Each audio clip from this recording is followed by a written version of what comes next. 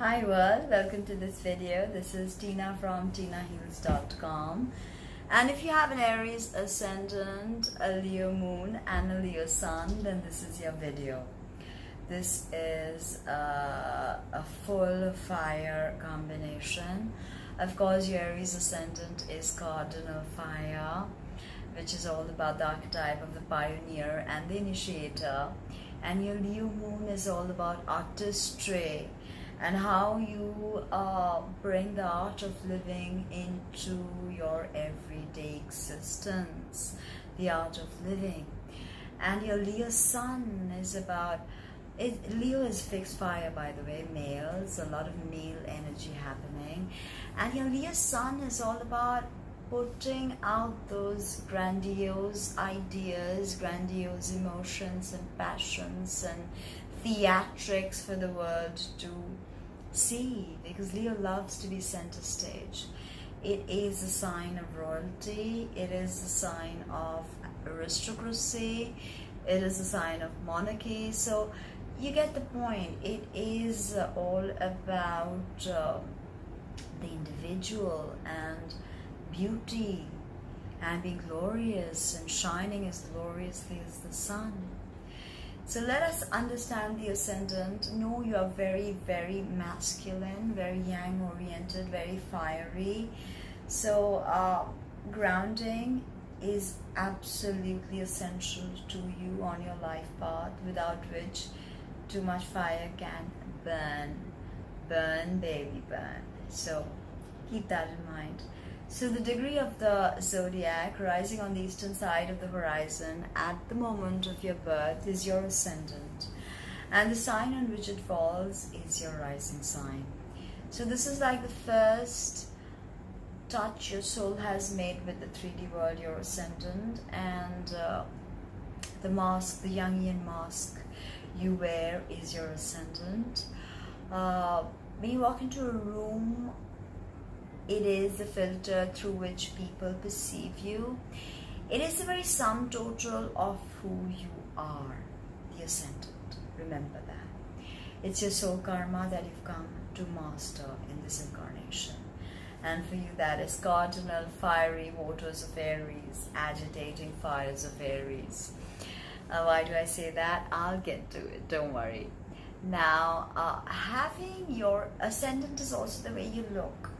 Okay, so having an Aries ascendant, you are of ruddy complexion. You could blush, you could be very red in the face. You could also see a lot of Aries people, they like to keep their hair short. A lot of Aries ascendant, even if they're female.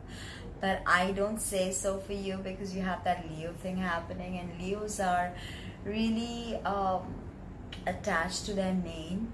So that is something that, you may have long, beautiful hair. That is something I don't rule out.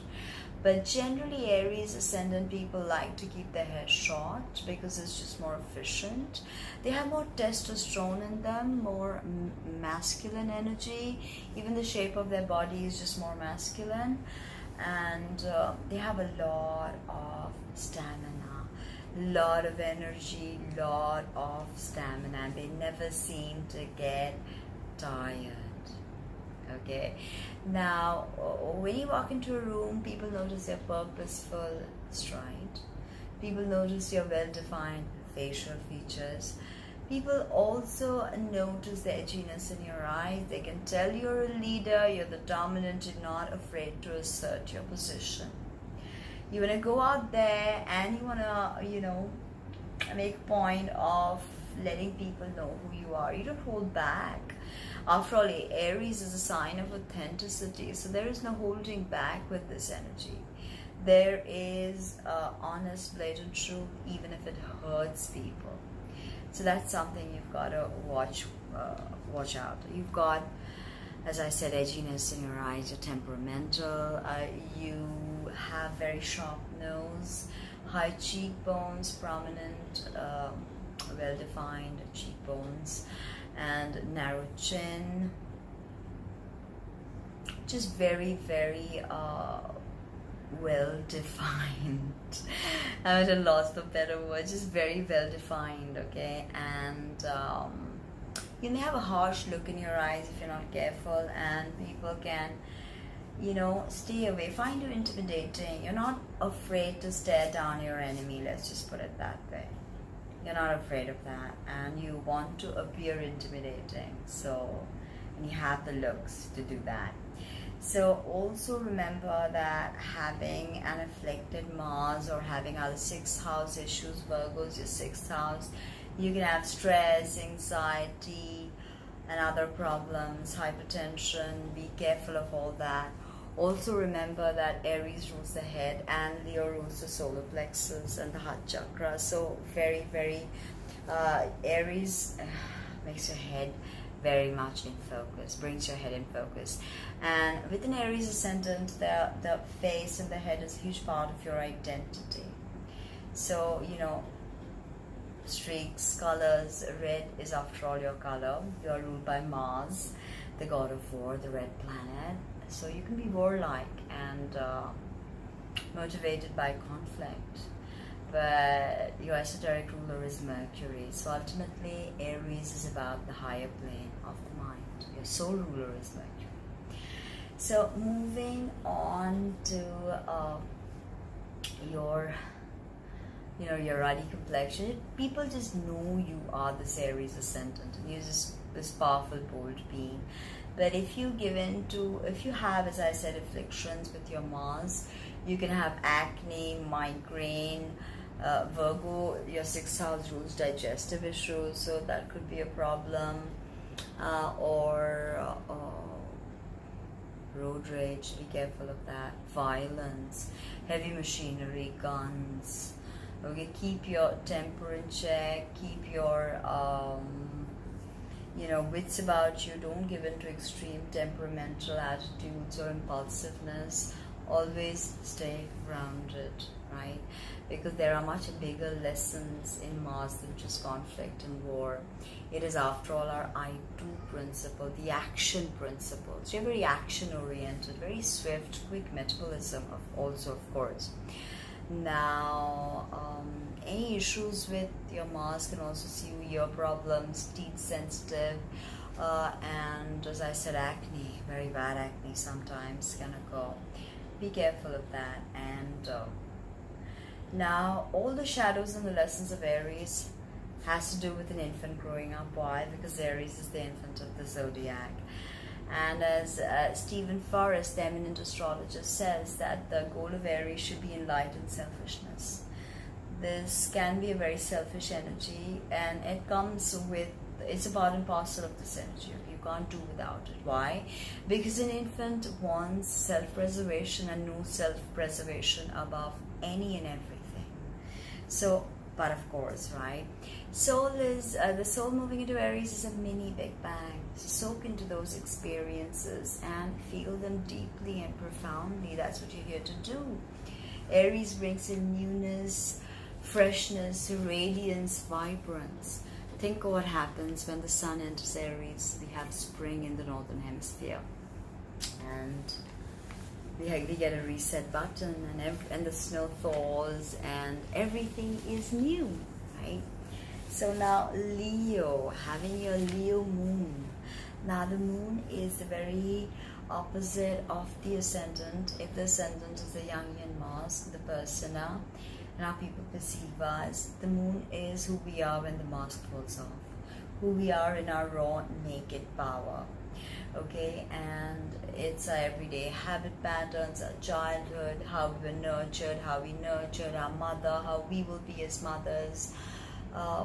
The moon sign, according to esoteric astrology, becomes a huge challenge after 35, the age of 35, because you spend so much time developing all these habits that they become detrimental to your soul growth, actually. So, soul growth is the karma of your ascendant. The moon sign must be understood. And with your moon in Leo, you are an artist. Moon doesn't particularly do well in Leo. It doesn't do badly either.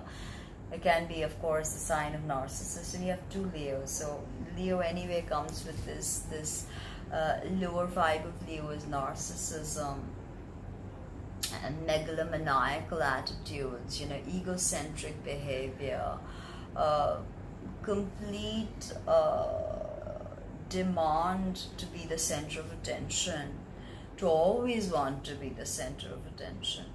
So these can play out negatively if you're not careful and if you're not working with the energies. Also, you're very connected to your childhood. You have a 5th house Sun-Moon conjunction, which is sublimely beautiful, trining your ascendant. It's a very harmonious flow of energy. You are an artist, creator. Sun is your father, Moon is also your mother. Your mother was probably very artistic, so was your father. They're probably good together as an artistic couple, or some kind of professors, or some kind of high profile people, okay? And since your father, as I said, it's your goals, your ambitions. It's basically how you take your key and project it out into the world. So having a Sun and Moon conjunct in your 5th house, you're all about artistry. Don't let anybody tell you otherwise. You are here to be your authentic self, because Leo, the 5th sign of the zodiac, is the sign when the soul understands individuation, that I am an individual and I'm a creator. Okay, with the Aries energy you can start very many things. With Leo, Leo and Aries not great for detailing, so keep that in mind.